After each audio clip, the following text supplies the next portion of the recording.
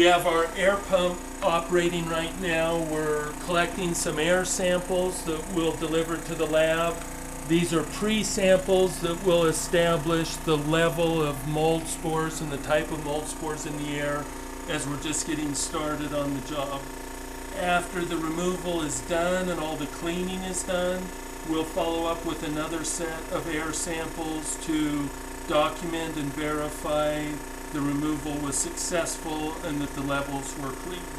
So we're timing this sample. We'll have to turn it off in a couple minutes. The visible damage on the bottom of these panel walls are evidence of the long-term water damage that we described.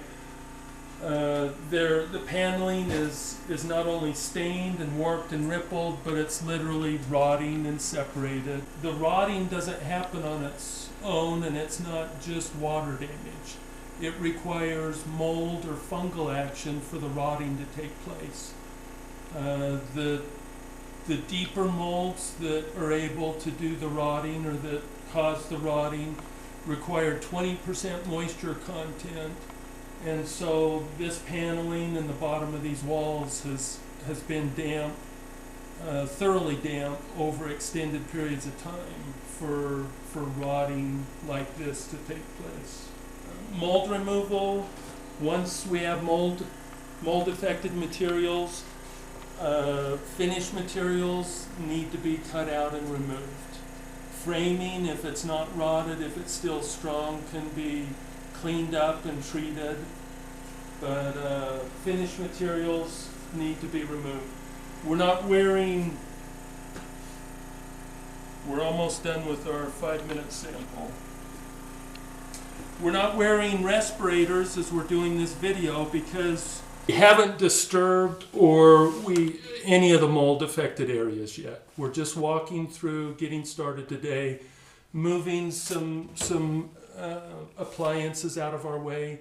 The next step will be set up containment, set up the air scrubber, establish a negative air pressure before we start disturbing or cutting into any of the mold affected materials. Once we start doing that, large quantities of spores will be released into the air for our protection as well as to protect the structure and other occupants of the home. The containment and negative air pressure will be necessary, but as we work and enter the work area, once we begin into the mold removal, we'll be donning proper personal protective gear, including HEPA filtered respirators. The sound that you still hear in the background is we're still collecting another air sample, but we're just going to demonstrate collecting of a tape sample on the bottom of this wall as well. Mike is suited up, he has the gloves and respirator on.